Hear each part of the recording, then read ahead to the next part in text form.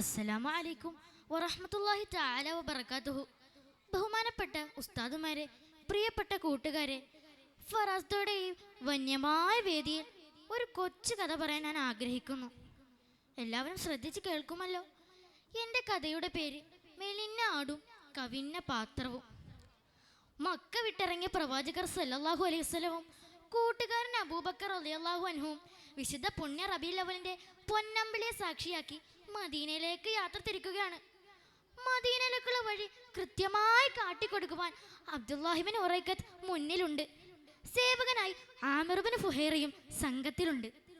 കടലോരത്തു കൂടിയുള്ള യാത്രയായിരുന്നു അവർ തിരഞ്ഞെടുത്തിരുന്നത്. ആ പാത ഖുദൈദിലൂടെയാണ്.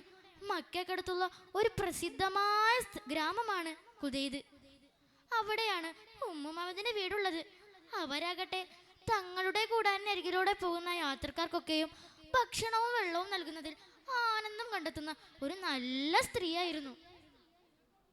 മുത്തുനബിയും സംഘവും ഉമ്മുമവദിന്റെ കൂടാരത്തിനരികിലെത്തി.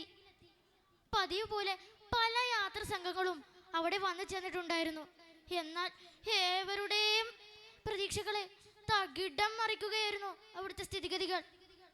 കുറച്ചു നാളുകളായി ആർക്കും യാതൊന്നും നൽകാനില്ലാതെ കടുത്ത ദാരിദ്ര്യത്തിലായിരുന്നു ഉമ്മുമവദിന്റെ കൂടാരവും സൽക്കാരവും.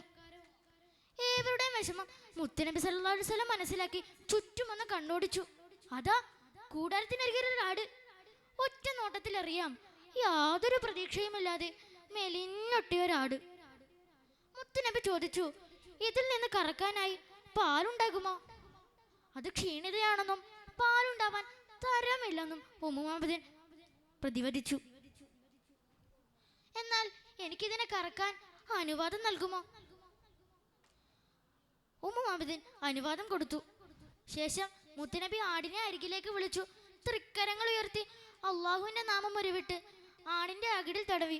ശേഷം ഒരു വലിയ സംഘത്തിന് ആവശ്യമാവും വിധം പാത്രം കൊണ്ടുവരാൻ ആവശ്യപ്പെടുകയും അതിലേക്ക് മുത്തുനബി സല്ലല്ലാഹു അലൈഹി വസല്ലം കറക്കാൻ തുടങ്ങുകയും ചെയ്തു. അതിശയം എന്തെന്ന് പറയട്ടെ, മുത്തുനബി സല്ലല്ലാഹു അലൈഹി വസല്ലം കറക്കുന്നതിനോടൊപ്പം പാൽ പാത്രത്തിലേക്ക് തുരുതുരാ ഒഴുകി. അതിൽ നിന്ന് ആദ്യം ഉമ്മുമവദിന് കുടിക്കാൻ കൊടുത്തു. ശേഷം അവിടെ വന്നു ചേർന്നിരുന്ന യാത്രക്കാർക്കൊക്കെയും ഒഴിച്ചു കൊടുത്തു. എല്ലാവരുടെയും ദാഹം ശമിച്ചു എന്ന് മനസ്സിലാക്കിയപ്പോൾ മുത്തുനബിയും കുടിച്ചു. കൂട്ടുകാരെ, ഇതിൽ നിന്ന് നമുക്കെന്താ മനസ്സിലാക്കാനുള്ളത്? ഒരു സംഘത്തിന്റെ പ്രമുഖത ഏറ്റെടുക്കുന്ന ആൾ തൻ്റെ കാര്യം അവസാനമാണ് പ്രമുഖത നൽകേണ്ടത്. അതാണ് ഇവിടെ നടന്നതും.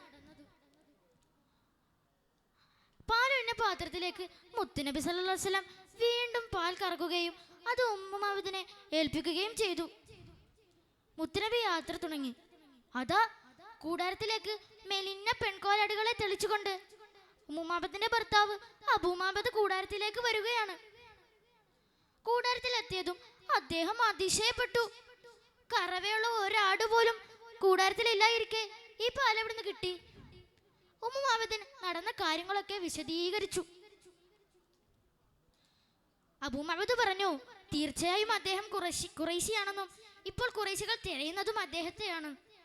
എന്നെങ്കിലും ഞാൻ അദ്ദേഹത്തെ കണ്ടുമുട്ടുകയാണെങ്കിൽ ഒരു മടിയും കൂടാതെ ഇസ്ലാം സ്വീകരിക്കുകയും ചെയ്യും. വർഷങ്ങൾക്ക് ശേഷം ഇരുവരും മദീനയിലേക്ക് പലായനം ചെയ്യുകയും കാലങ്ങൾക്ക് മുമ്പ് മനസ്സിൽ പതിഞ്ഞ ഈമാനിന്റെ അടിത്തറ കെട്ടണയാതെ ഇസ്ലാം സ്വീകരിക്കുകയും ചെയ്തു. അതുമാത്രമല്ല നമ്മെ അതിശയിപ്പിക്കുന്നത്, മുത്തുനബി കറന്ന ആട് ഖലീഫ ഉമർ റളിയല്ലാഹു അൻഹുവിന്റെ കാലം വരെ ജീവിച്ചിരുന്നെന്നാണ് ചരിത്രം.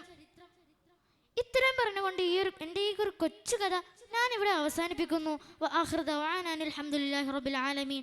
അസ്സലാമു അലൈക്കും വറഹ്മത്തുള്ളാഹി വബറകാതുഹു.